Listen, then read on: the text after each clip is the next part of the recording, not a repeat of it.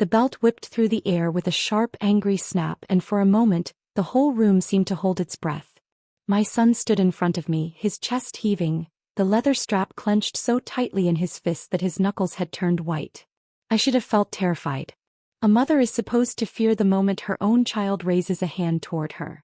But I didn't. I simply looked at him, steady, still, and strangely calm, because I had already learned something about myself long before this night. Fear only has power when you let it speak for you.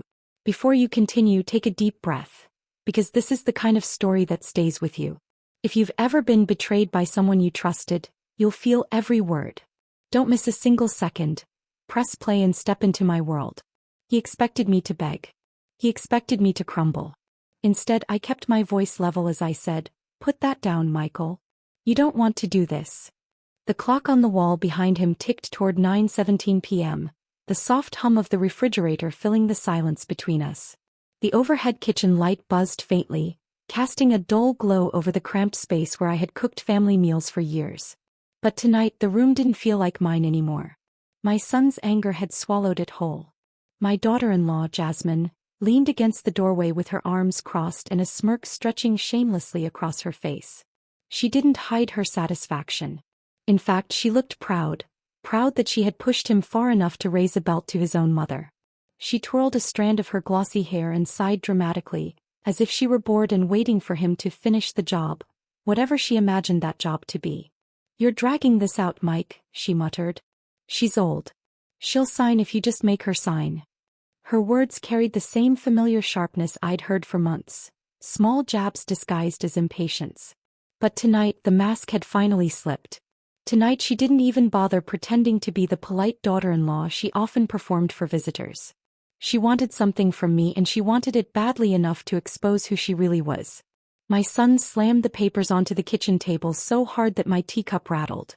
"Sign the power of attorney," he barked. "You heard her." I glanced at the documents, the bold letters at the top, the empty lines at the bottom. They had printed everything neatly, carefully, with full confidence I would fold under pressure. But they had no idea the drawer beside me held something far more powerful than their threats. Inside was a small USB drive and a stack of printed photos. Months of quiet preparation they knew nothing about. I rested my fingertips casually against the handle, not enough to draw attention, but enough to remind myself that I was not as helpless as they believed. "I'm not signing anything without reading it," I replied softly. Jasmine scoffed. "Reading? Please. You know exactly what it is.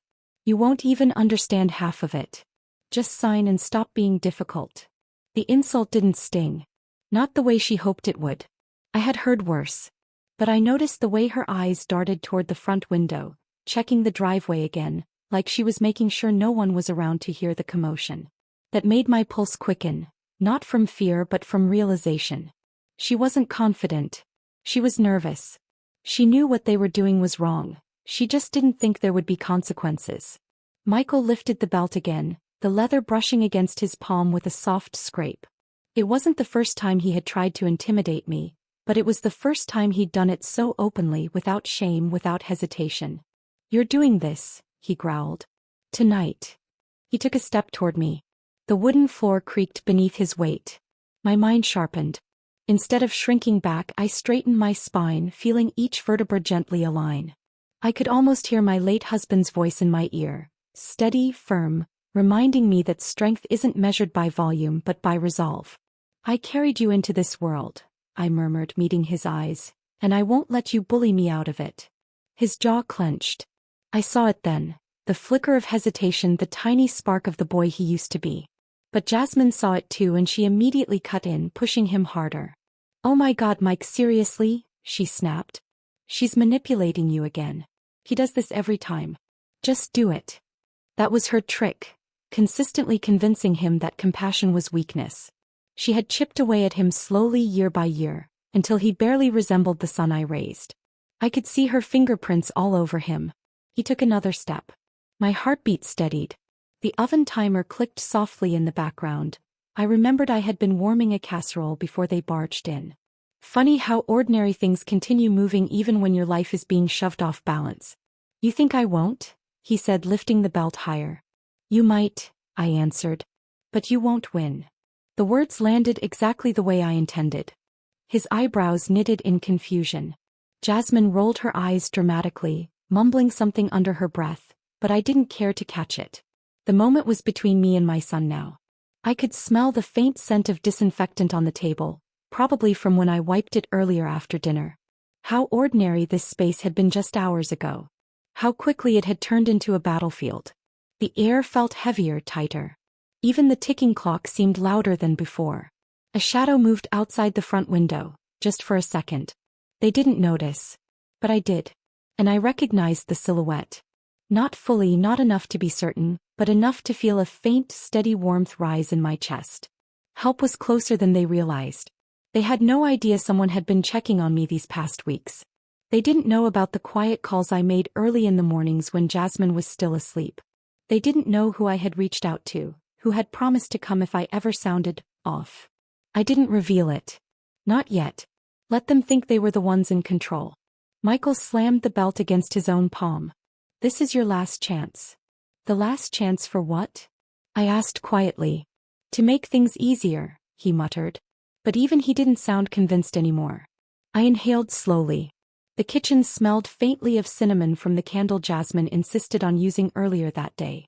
It had been one of those artificial scents that irritated my nose, but I said nothing then. I wasn't supposed to have preferences anymore. Not in my own home. Tonight, though, the sweetness felt suffocating. My hand drifted again gently to the drawer handle where my evidence lay hidden. I didn't pull it open. I didn't need to, not yet. But touching it was enough to steady me, enough to remind me that I wasn't nearly as cornered as they believed. Put the belt down, I repeated. He raised it higher. Jasmine pushed off the doorway impatiently. Do it. And then 3 sharp knocks echoed from the front door.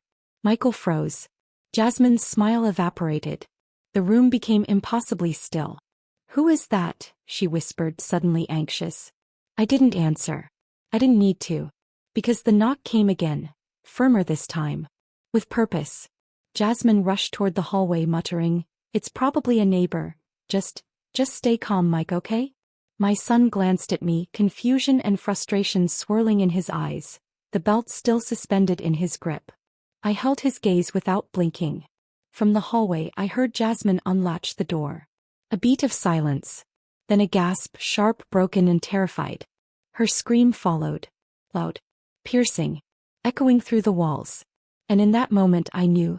Everything was about to change. Jasmine's scream tore through the house, sharp enough to make my son's grip loosen around the belt. For a moment he just stood there, frozen mid-step, as if the sound had broken whatever confidence he had left. I didn't move. I didn't rush to the hallway or call out her name. I simply watched him, watched the way his eyes darted toward the source of the noise, watched the panic spread across his face as the situation slipped out of his control. Whatever he expected to see on the other side of that door, it certainly wasn't something that would make Jasmine scream like that. He finally dropped the belt. The soft thud it made against the floor felt strangely final, like a chapter closing itself without permission. He swallowed hard, the muscles in his jaw shifting as he hesitated. I could see the war inside him, the impulse to run to his wife, the fear of what he might find, the guilt creeping in as he remembered who he had been threatening moments earlier. His shoulders rose and fell in one unsteady breath before he turned and hurried toward the hallway. I followed more slowly, my feet steady on the hardwood floor. My knees should have been shaking, but they weren't. My hands should have been trembling, but they rested calmly at my sides. Something in me had changed too. Maybe it was the scream. Maybe it was the fact that after months of silent suffering, I knew I wasn't standing alone anymore. I didn't know exactly who was at the door yet, but Jasmine's reaction told me enough. Whoever it was, they weren't on her side. As I reached the edge of the hallway, I saw Jasmine pressed against the wall, her eyes wide and glassy. She looked nothing like the smug woman who stood smirking minutes earlier. Now she was pale, trembling, and trying to catch her breath. The front door was still open. Cold night air drifted inside, brushing against my face like a quiet warning. From where I stood, I could only see a shadow. Broad shoulders, tall posture, the outline of a figure who filled the doorway as if they belonged there. Michael rushed to his wife and grabbed her arm. What is it? Who's there? He demanded. She shook her head frantically. I didn't know he was coming. I didn't know anyone. Her voice cracked and she clamped a hand over her mouth as tears pooled in her eyes. I had never seen her cry without forcing it before. These tears were real. Fear does that. My son squared his shoulders, trying to appear brave as he stepped toward the door. But when he stopped, I saw his body stiffen. The air grew heavier around us. He didn't say a word at first. It was as if the presence on the other side drained all the noise from his throat. I walked forward slowly until I finally saw who stood there. My brother. My older brother. The one who had always carried authority in his bones even after he retired from service years ago. He stood with a quiet strength. No yelling, no dramatic entrance, no aggressive stance. Just that firm, unshakable gaze I remembered from our childhood. His eyes flicked from Michael to the belt lying on the floor behind us, then to me. And when our eyes met, I felt something inside me loosen. Something tight and suffocating that had been binding me for months. "Are you all right?" he asked, his voice low, steady and controlled. There was no anger in his tone, but there was something far more powerful. Certainty. The kind of certainty that comes from someone who doesn't need to shout to be heard. His question wasn't a polite greeting. It was a boundary. A line he was drawing for everyone in the house. "Yes," I answered, though my voice was softer than I intended. "I'm all right." Jasmine let out a nervous laugh, too high-pitched to sound natural. "We were just having a misunderstanding," she said quickly. "Families argue. Nothing unusual. Right, Mike?" My son didn't respond. He couldn't. His eyes were locked on my brother as if he were trying to calculate his next move. But there were no moves left for him. Not ones he could win, at least. My brother stepped inside and closed the door behind him with deliberate calm. He scanned the room slowly, taking in the open documents on the table, the belt on the floor, the tension hanging thick in the air. "Misunderstanding," he repeated quietly. "That what you're calling this?" Jasmine opened her mouth again, but he raised a hand. Not forcefully, just enough to silence her. She pressed her lips together like a child caught misbehaving. Michael finally forced himself to speak. "You can't just walk in here and—" "Yes," my brother interrupted. "I can." And I did. The certainty in his voice made my son flinch. This was the first time in years I'd seen him look like a teenager again, standing in front of someone who saw straight through him. "I want to hear from your mother," my brother said firmly. "Not from either of you." He turned to me once more, his gaze softening. "Tell me what's been happening." I felt Jasmine stiffen behind Michael, her posture tense with worry. She knew I had a choice now, a choice she could no longer control. And I could see my son's chest rise and fall as he waited, hoping I would protect him the way I always had. But something shifted in me the moment I heard Jasmine scream. A line had been crossed, and it wasn't one I could pretend didn't exist. I glanced at the papers on the table and then at the belt. Slowly I stepped forward. "They want me to sign those," I said, keeping my voice steady. "Tonight." My brother looked at the documents without touching them. His jaw tightened slightly. "Why?" Jasmine spoke too quickly. "Because she's getting older and she needs help managing things." "She doesn't need your help managing anything," my brother cut in coldly. Michael scoffed, trying to regain control. "This is a family matter. Stay out of it." My brother took one step toward him and my son's bravado melted instantly. "Hurting your mother is not a family matter," he said. "Threatening her is not a family matter. Forging documents is not a family matter." Jasmine gasped. "Forging? We didn't forge anything." But the fear in her voice betrayed her words. My brother turned to me once more. "Do you feel safe here tonight?" He didn't phrase it as a suggestion or a leading question. It was simple, direct, and it demanded the truth. My heart thudded once, deeply, before I answered. "No." Michael stepped back as if I had slapped him. "Mom, what are you saying? We weren't going to hurt you, we were just trying to take what doesn't belong to you?" my brother asked. Jasmine shook her head repeatedly. "She's lying, she's twisting this, she's always playing the victim."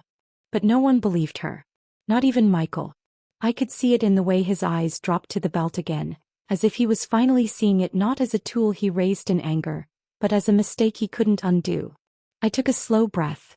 The air felt cold against my skin, sharper somehow. As if the house itself had shifted its weight, leaning away from them and toward the truth.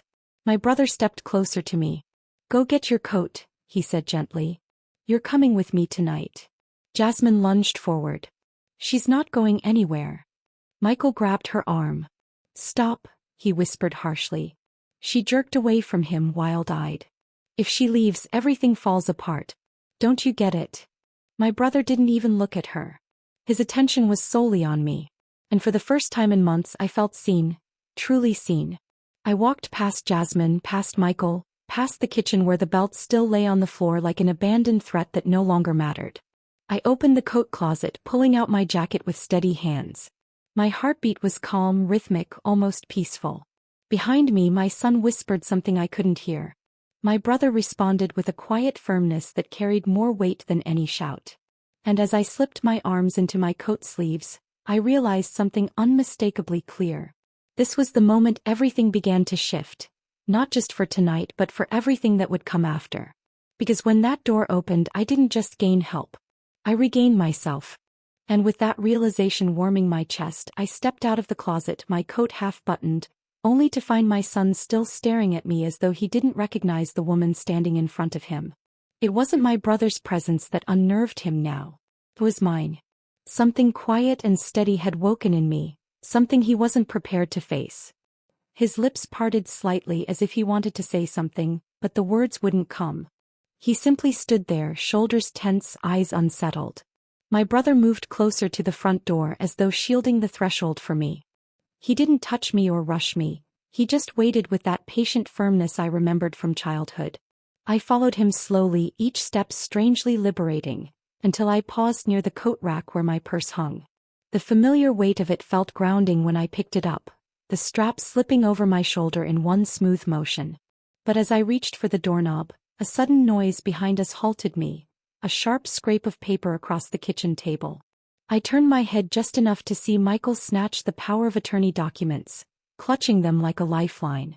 His eyes darted between me and the papers, his breath uneven. "You can't just leave," he said, voice low but trembling. "We aren't done talking." My brother angled his body slightly toward him. "She's leaving," he said, "and that conversation you keep clinging to is over." Michael didn't back down. Not fully. He pressed the papers against his chest, frustration tightening his jaw. "You don't understand. We're trying to fix something. She keeps making things harder." I didn't respond. I just looked at him, really looked at him. And for the first time in months, I wasn't blinded by guilt or fear. I saw him clearly, the man he had become, the choices he had made, the justifications he still clung to like a child holding scraps of a broken toy. And I saw something else too. Something small, barely visible, but real nonetheless. He wasn't just angry. He was scared. Not of my brother. Not of consequences. Scared of losing control over me. "Mom," he said, taking one step forward, "if you walk out that door, everything changes." My brother shifted subtly, ready to intervene. But I lifted my hand to stop him. Not aggressively, just gently. Then I turned to my son. "Everything already changed," I said softly. "You just didn't notice." His face fell. His fingers tightened around the papers until they crumpled at the edges. In the hallway light, he suddenly looked younger, like a boy caught doing something he knew was wrong but didn't know how to undo. But sympathy didn't rise in my chest this time. Understanding maybe, but not sympathy. Jasmine, who had been silently bracing herself against the wall, finally spoke, her voice brittle. "She's lying," she muttered. "She's just trying to make you feel guilty. She'll come back tomorrow and pretend nothing happened. She always does." That last line struck something in me, not because it was true but because she believed it was. He truly thought I was predictable, bendable, reversible. She didn't recognize that tonight had severed something that could never be repaired. I turned the doorknob. The cool metal pressed cold against my palm. Before stepping outside, I took in one last sight of them. Jasmine's eyes darting everywhere but at me, and Michael clutching those papers like they could still save him. Then I stepped out into the night, the cold air wrapping around me with startling clarity. My brother followed, closing the door behind us with a soft thud that sounded more like finality than noise. We walked to his car parked at the curb, the street light above flickering faintly. The neighborhood was quiet, the kind of stillness that made even distant sounds feel close. He unlocked the passenger door for me and I settled into the seat, the fabric still warm from the car's earlier drive. He slid into the driver's seat but didn't turn the engine on right away. Instead, he rested his hands on the wheel and looked at me carefully, as if checking whether I was truly all right now that we were outside the house. "You did good in there," he said quietly. I stared out the windshield for a moment, watching the shadows of branches sway across the road. "I didn't feel good," I admitted. "Just tired." "That's what happens when you carry everything alone for too long," he replied. We sat in silence for a few seconds before he reached into the pocket of his coat and pulled out a folded sheet of paper. "I was coming to talk to you anyway," he said. "This showed up in my mailbox this morning." He handed it to me gently. The paper felt stiff and cold in my fingers. I unfolded it slowly. It was a notice from my bank. A transaction I didn't authorize. A withdrawal under my name. Dated 2 days ago. My stomach dropped. I swallowed hard, my throat suddenly dry. "They did this already?" I whispered. My brother nodded. "Or they tried. The bank flagged it because the signature didn't match. They're opening an investigation." A small tremble ran through my hands, not from fear but from the weight of confirmation. I had suspected, yes. I had gathered proof as best I could. But seeing something official, something documented in black and white, hit me differently. "They really thought you wouldn't notice," he said. "They thought I'd sign whatever they put in front of me," I murmured, staring at the printed date again. "They thought I'd be too afraid to question anything." He glanced toward the house, his expression tightening. "They underestimated you." For a long moment I didn't speak. I let the reality of it wash over me. The forged attempt, the pressure, the manipulation, the calculated cruelty hidden behind excuses of helping me manage things. My chest ached with a strange mixture of exhaustion and relief.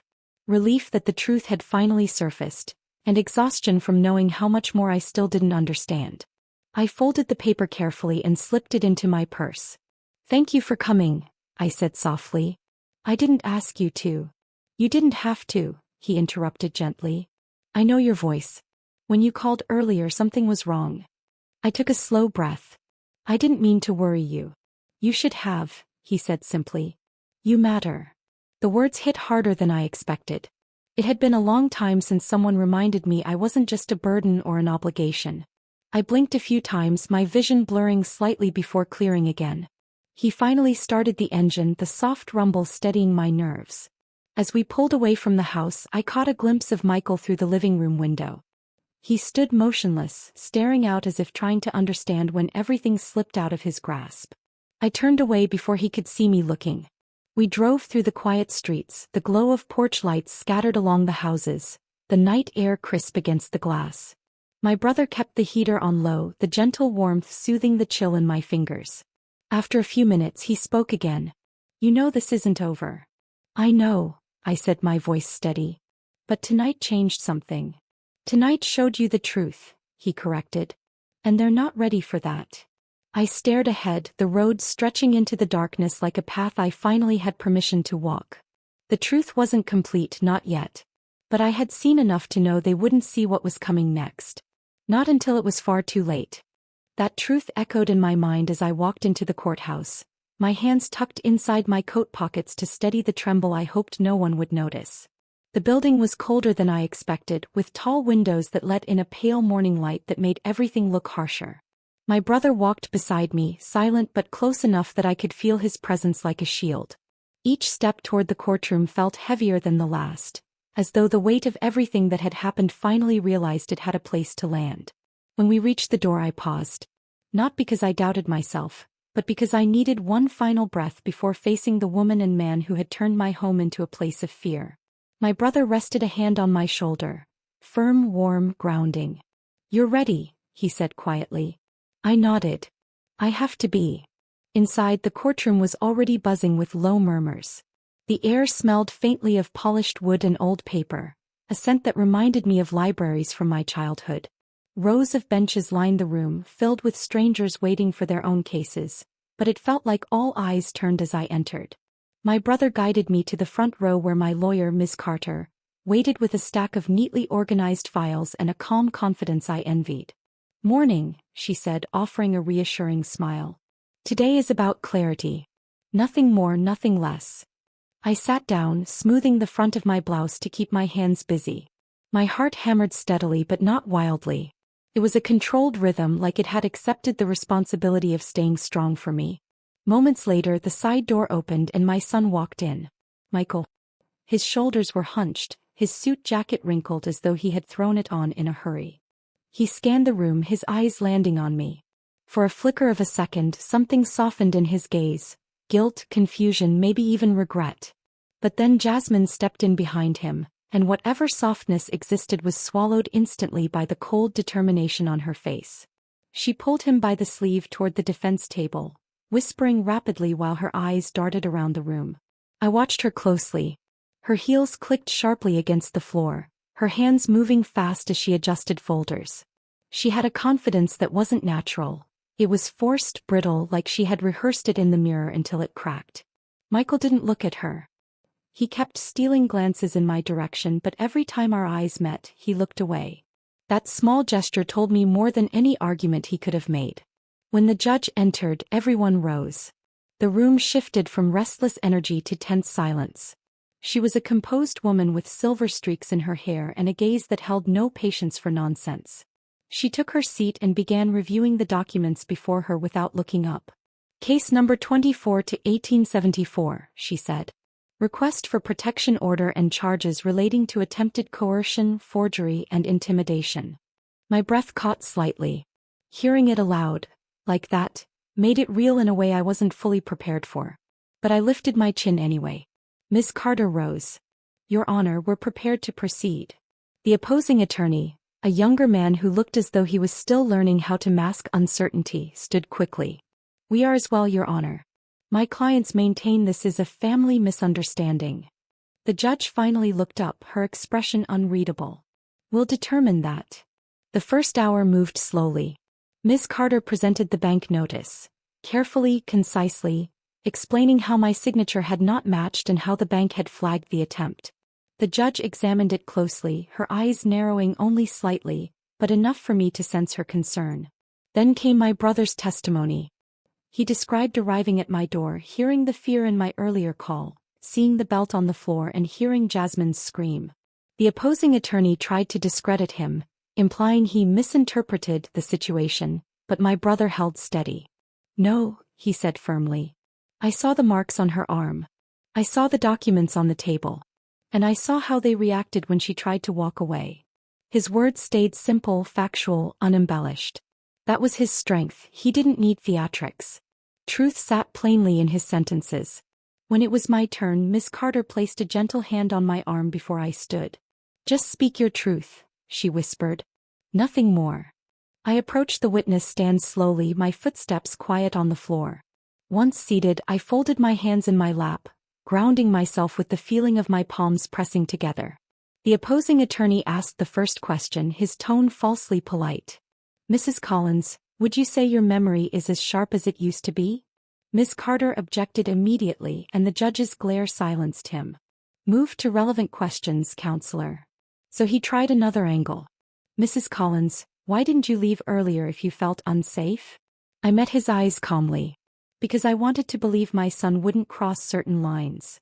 A hush fell over the room. The truth always sounded loudest when spoken softly. He pressed further. Is it possible you misunderstood his intentions that night? No, I said. I didn't misunderstand anything. I told the court about the pressure, the insults disguised as concerns, the subtle shifts in the home I once felt safe in. I didn't embellish or dramatize. I simply spoke. And with each sentence I felt stronger, not because I wanted revenge but because the truth was finally being allowed to stand without being shoved aside or explained away. When Ms. Carter presented the USB recordings, the judge listened carefully.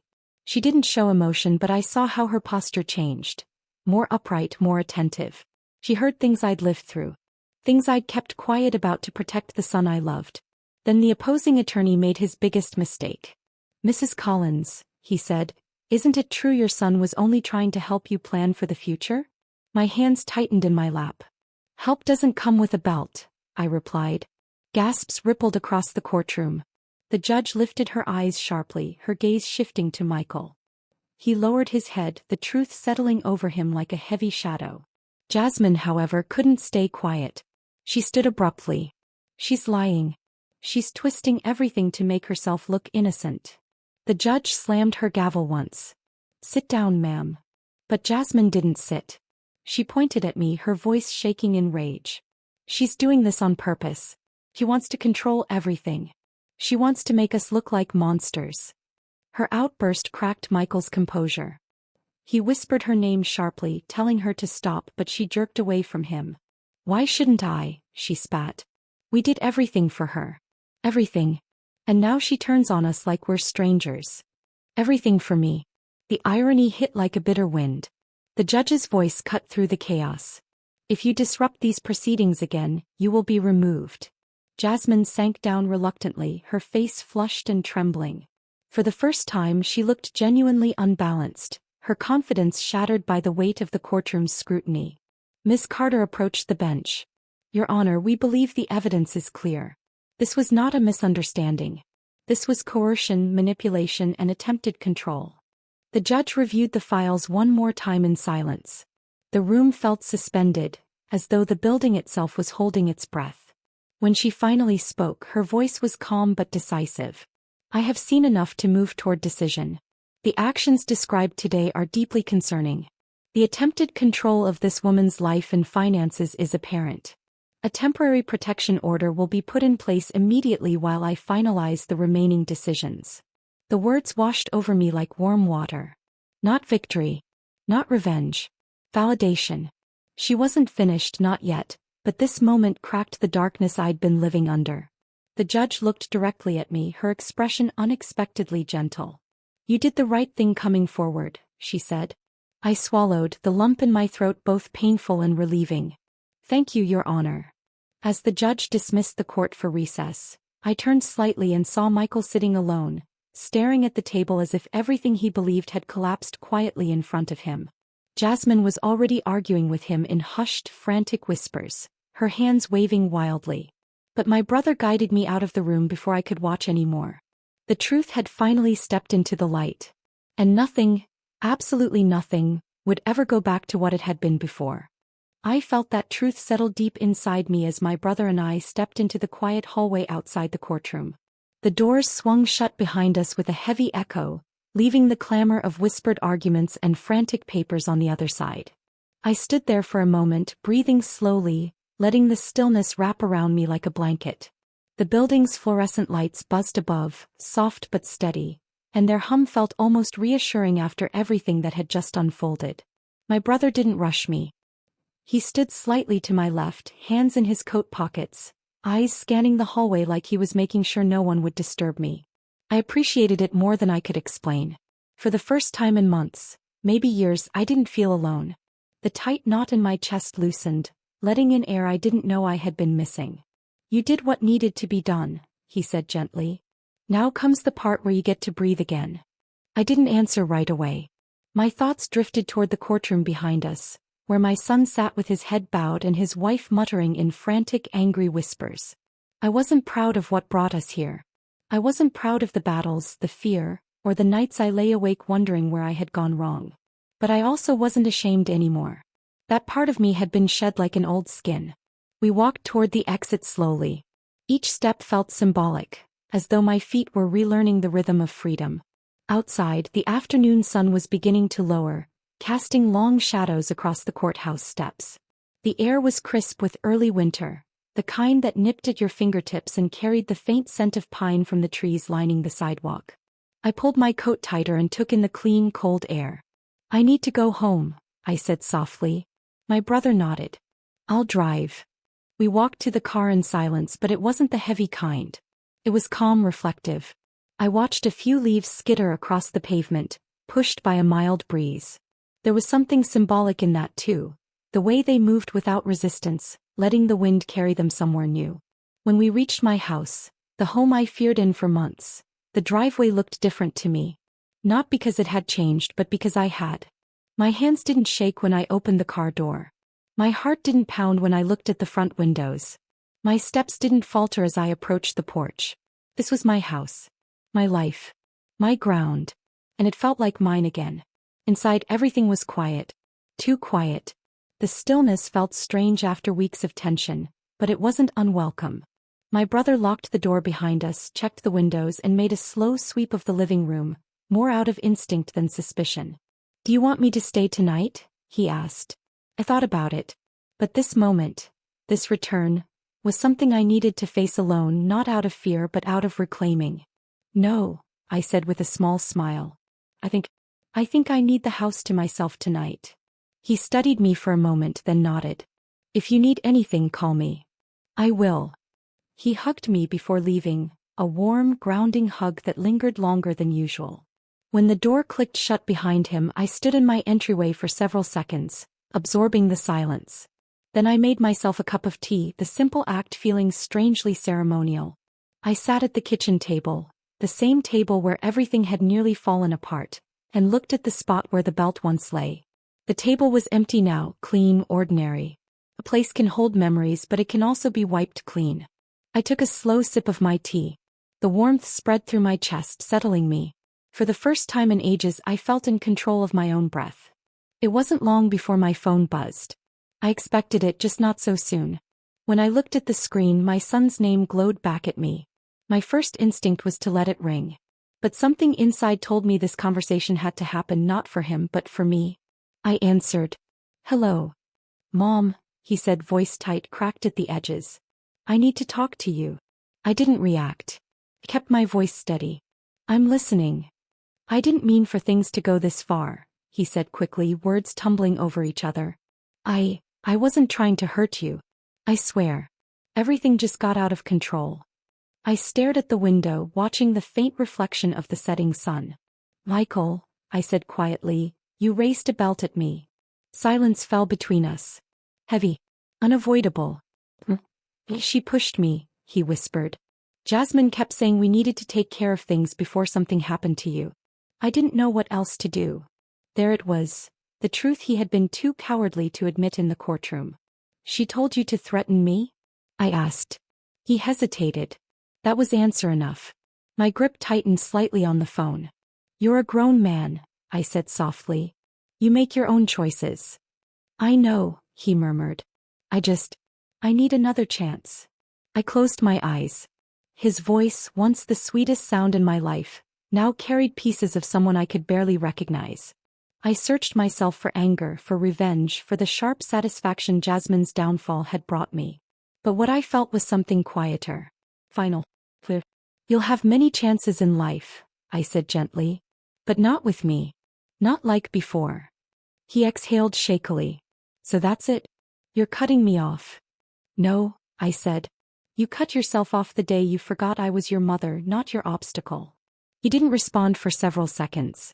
When he finally spoke, his voice was broken. "I don't know how to fix this." "I know," I whispered. "That's why I have to let go." A small, sharp breath came through the line. Then silence. Then the sound of him crying. A sound that once would have shattered me, but tonight it didn't break anything. It only confirmed how necessary this ending was. When the call ended, I set the phone down and let out a breath I'd been holding for far too long. I didn't feel triumphant. I didn't feel cruel. I felt free. Truly free. The kind of freedom that comes not from winning, but from walking away from what was slowly killing you. I stood and walked to the living room window. Outside, the sky had shifted into soft shades of lavender and rose, the final light of day stretching across my yard. A small bird landed on the railing, tilting its head curiously, and for a moment the world felt gentle again. My home was quiet. My heart was steady. My life was mine. I turned away from the window, letting the fading light warm my shoulders, and whispered out loud, more to myself than anyone else. "They tried to take everything from me, but all they did was set me free." And for the first time in a long time, I believed it. If this story touched your heart, you're not alone, and you deserve more stories that honor your strength, your pain, and your courage. Subscribe now for another powerful chapter every week. Your support keeps these stories alive.